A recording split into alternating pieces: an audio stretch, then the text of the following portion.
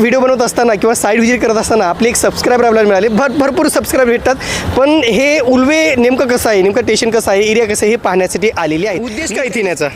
आजूबाजूचा परिसर पाहायचा होता. इथे शॉप्स अवेलेबल आहेत, घरं अवेलेबल आहेत, तर ती कशी आहेत, त्यांचं का सॅम्पल फ्लॅट्स कसे आहेत, तर ती सर्व माहिती वाढणार. एरिया एकदम सुटसुटीत आहे ते. गोष्टी व्यवस्थित आहेत. ओके. प्लॅनिंग केलेलं आहे व्यवस्थित. रस्ते वगैरे म्हटलं की रस्ते प्रशस्त आहेत, आईस पेस जागा आहे असं त्यांनी म्हटलंय. नवी मुंबईची खासियत मित्रांनो की जागा ऑलरेडी चांगली असते, आईस पेस जागा असते आणि म्हणून त्यांना नवी मुंबई हे विशेष त्यांचं मला वाटतं की त्यांना खूप आकर्षण आहे नवी मुंबईबद्दल आणि म्हणून ते या ठिकाणी व्हिजिट करण्यासाठी चांगलं इन्व्हेस्टमेंट करणं तुम्हाला काय योग्य वाटतं का? कारण अटल इन्स्टिट्यूट झाला किंवा एअरपोर्ट झाला तर या दृष्टीने विचार केला तर इथे इन्व्हेस्टमेंट करणं तुमच्या दृष्टीने योग्य आहे का? मला तरी असं वाटतं की इन्व्हेस्टमेंट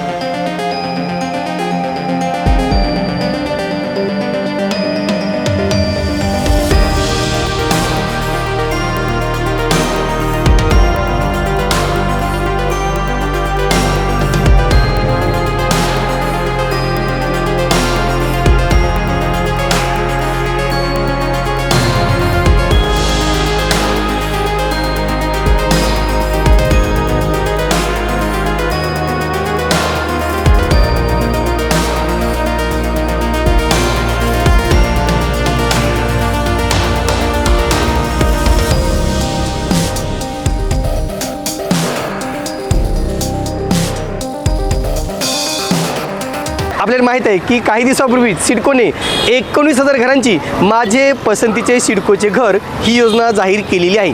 त्या योजनेसाठी ऑनलाईन अर्ज करण्यासाठी अवघे 2 दिवस उगले मित्रांनो. 29 जानेवारीपर्यंत तुम्हाला ऑनलाईन अर्ज करायचे आहेत किंवा रजिस्ट्रेशन करायचं आहे. पण त्यापूर्वी आपण पाहिलेलं की आपण वेगवेगळ्या ठिकाणी जातोय, वेगवेगळ्या प्रकारची माहिती पाहतोय, अलगली ठिकाणचे सॅम्पल फ्लॅट, लोकॅलिटी, आजूबाजूचे एरिया ही सगळी माहिती पाहतोय आणि अनेकांनी कमेंट केलं होतं की जे काही बामणडोंगरी प्रकल्प आहे तेथे व्हिजिट करून तेथील माहिती द्या आधी अशा अनेकांनी कमेंट्स केलेल्या होत्या आणि म्हणून आज आपण आलो मित्रांनो बामणडोंगरी स्टेशन या ठिकाणी जो काही सिडकोचा प्रकल्प आहे त्या प्रकल्पाची सविस्तर माहिती घेण्यासाठी आणि आज आपण याच प्रकल्पाचा सविस्तर आढावा घेणार आहोत. नमस्कार मित्रांनो, कसे आहात सगळे? मजेत ना? स्वागत आहे आपल्या सर्वांचं या यूट्यूब चॅनलवरती ज्याचं नाव आहे RK प्रॉपर्टी न्यूज.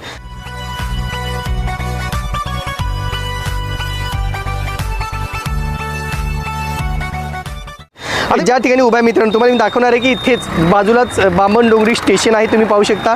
आणि बामणडोंगरी स्टेशनच्या बाहेरच हा सिडकोचा प्रकल्प आहे. ज्या प्रकल्पामध्ये मित्रांनो 219 घरे उपलब्ध करून देण्यात आलेली, ज्यांचा कार्पेट एरिया 322 आहे आणि किंमत 28.70 एवढी आहे. म्हणजे 28,70,000 रुपयाला या ठिकाणी आपल्याला घरे उपलब्ध आहेत, जी 219 घरे आहेत. आता नेमक्या प्रकल्पाचे जे काही डिटेल आहेत, सॅम्पल प्लॅन आहे ते आपण पाहूया का ग्राफिकच्या माध्यमातून. चला तर आता या ठिकाणी आता आपण लेआउट बघूया मित्रांनो. लेआउट कशा प्रकारचा आहे तुम्ही पाहू शकता. इथे बामणडोंगरी रेल्वे स्टेशन, हा रेल्वे स्टेशनचा एरिया आहे, रेल्वे स्टेशन परिसर आहे. आणि इकडे तुम्ही पाहू शकता नॉर्थ या साईडला आहे. अनेकांचा प्रश्न असतो दिशा कुठल्या साईडला आहे किंवा त्याचं डायरेक्शन कुठल्या साईडला आहे. तर आता आपण जे काही एंट्री केली मित्रांनो, इथून एंट्री केलेली आहे आणि इकडे आतमध्ये गेलेलो आहे. इकडे तुम्ही पाहू शकता स्टेशनचा एरिया दिसतोय. तर इथनं आपण इकडे गेलो आणि इथे स्टेशन आपल्याला दिसलेलं आहे. पण या ठिकाणी जर बिल्डिंग नंबर 1 पाहिली, ती बिल्डिंग नंबर 1 2 3 4 5 6 7 8 अशा प्रकारे सुरुवात झालेली आहे. 7 8 9 10 11 12 म्हणजे जवळजवळ 1 ते 21 इकडे आहेत. आणि या साईडला तुम्ही पाहू शकता 22 पासून ते 43 पर्यंत इमारती आहेत. म्हणजे एकूण तुम्ही 43 इमारती या ठिकाणी बनवलेल्या आहेत. मध्ये पाहू शकता मित्रांनो तुम्हाला गार्डन एरिया वगैरे दिसेल, थोडं झूम केलं तर नाही ना, तर पाहू शकता इथे गार्डन दिलेलं आहे, इकडे गार्डन एरिया दिलेला आहे. जे गार्डन एरिया सुद्धा खूप चांगल्या प्रकारे या ठिकाणी देण्यात आलेला आहे. हा एक प्लस पॉईंट आहे मित्रांनो याचा. आपण आतमध्ये गेल्यानंतर मित्रांनो आपल्याला अशा प्रकारचा मोकळा स्पेस मिळणार आहे, पॅसेज मिळणार आहे, 2 एंट्रन्स असणार आहेत, एक फायर एक्झिट असणार आहे, 2 लिफ्ट या ठिकाणी देण्यात आलेले आहेत आणि एका फ्लोअरवरती साधारणतः 8 फ्लॅट उपलब्ध करून देण्यात आलेले आहेत. म्हणजे एका इमारतीमध्ये 120 फ्लॅट आहेत आणि एका फ्लोअरवरती 8 फ्लॅट या ठिकाणी उपलब्ध करून देण्यात आलेले आहेत.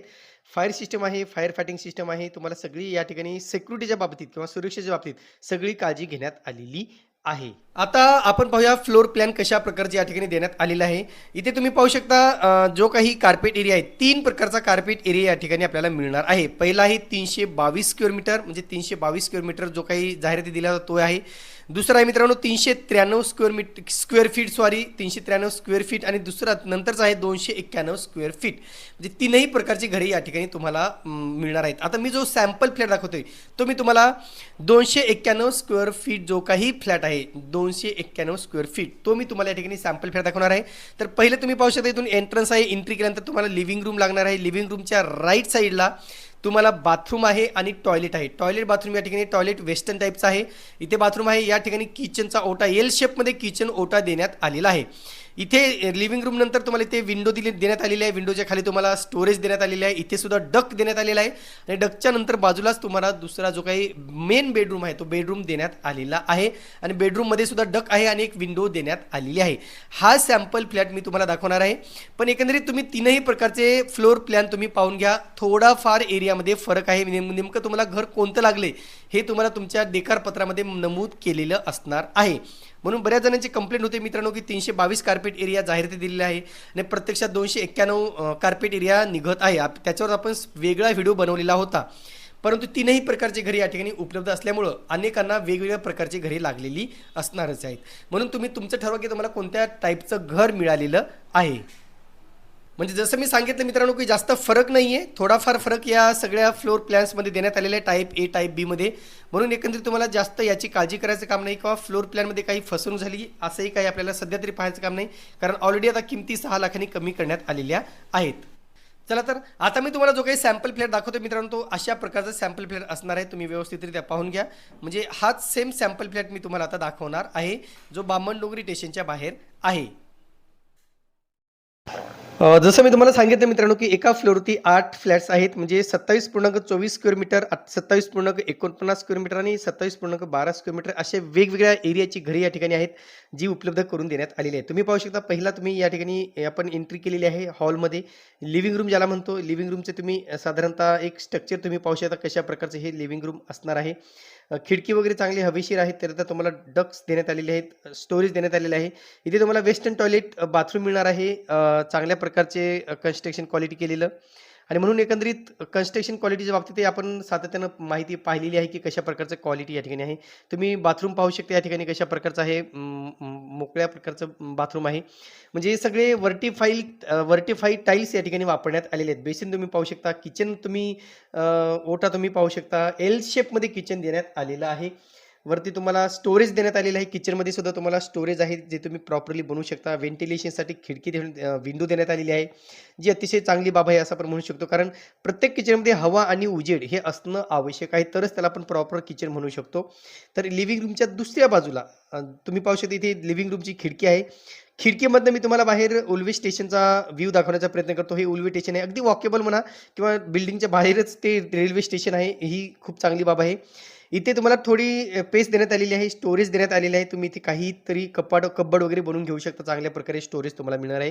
आणि नंतर बाजूला तुम्हाला इथे बेडरूम देण्यात आलेली आहे.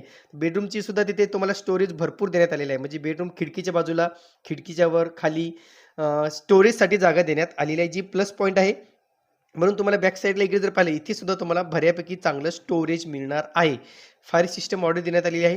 म्हणून एकंदरीत अतिशय चांगली घरे आहेत मित्रांनो. ऑइल बॉन्ड डिस्टेम्पर वापरण्यात आलेलं आहे कलरसाठी. वर्टिफाईड टाईल्स आहेत. वॉलसाठी ऑइल बॉन्ड डिस्टेम्पर आहे. लिव्हिंग एरियासाठी वर्टिफाईड टाईल्स आहे आणि जे काही बिल्डिंगचं आहे ते RCC फ्रेम स्ट्रक्चर बनवण्यात आलेलं आहे. म्हणून एकंदरीत अशी कमीत कमी जागेत चांगली घरे ही हाफिज कॉन्ट्रॅक्टर यांच्याकडून बनवण्यात आलेली आहेत. तर एकंदरीत मित्रांनो आज आपण उल्वे येथील सिडकोच्या प्रकल्पाचा किंवा बामणडोंगरी स्टेशनच्या बाहेर जो काही सिडकोचा प्रकल्प आहे त्या प्रकल्पाची सविस्तर माहिती पाहिलेली आहे. नेमका या ठिकाणी मित्रांनो आता 219 घरे जरी राहिली असली तरी या स्लॉटमध्ये मला वाटतं की बहुतेक बामणडोंगरीची सगळी घरे विकली जाणार आहेत. आणि तुम्ही बघू शकता जे काही दुकानं आली होती, शॉप आले होते, शॉप्स तुम्ही बघू शकता या ठिकाणी शॉप जे काही ते सुरुवात झालेली लोकांनी खरेदी करून आपापले व्यवसाय थाटलेले आहेत. आणि म्हणून पुढील शॉपची सुद्धा लॉटरी लवकर जाहीर केली जाणार आहे सिडकोकडून. मला वाटतं मार्चच्या 4थ्या किंवा 5थ्या आठवड्यामध्ये ही लॉटरी सिडकोची योजना जाहीर केली जाईल.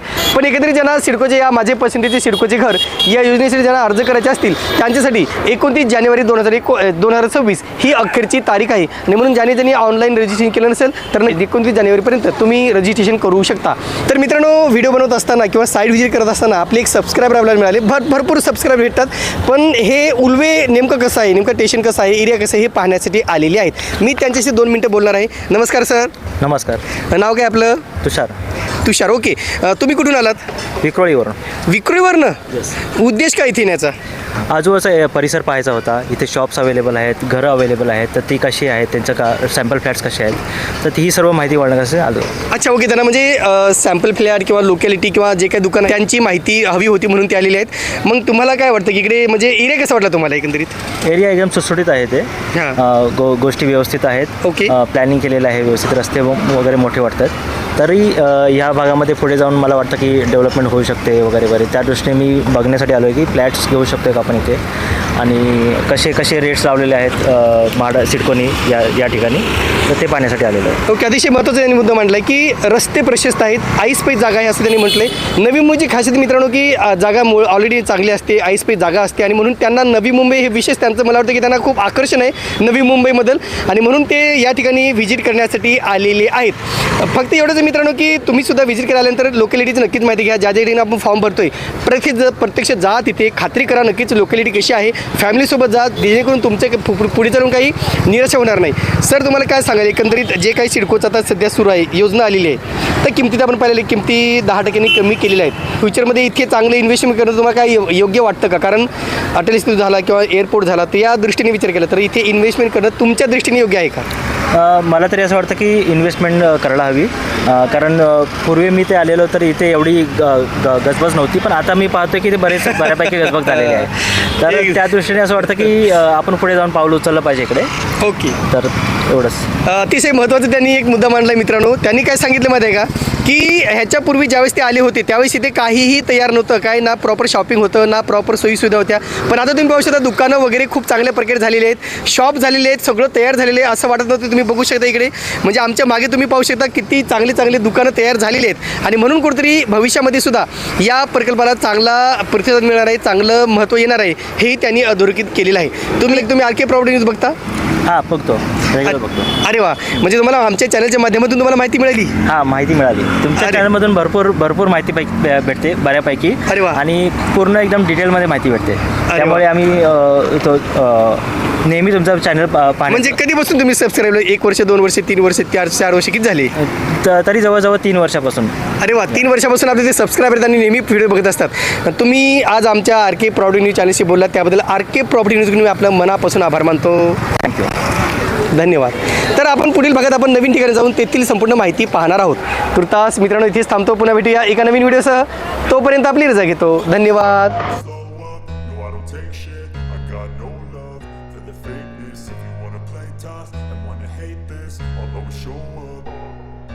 I don't ever slow up, no I don't take shit. I got no love for the fakeness. If you wanna play tough and wanna hate this, I'll always show up and make a statement. I don't ever slow up, no I don't take shit. I got no love for the fakeness. If you wanna play tough and wanna hate this, I'll always show up and make a statement. Everything I do so instinctive and so passionate. Every word I move so descriptive like an adjective. I got a vendetta against people who patented being negative when you should be getting after it.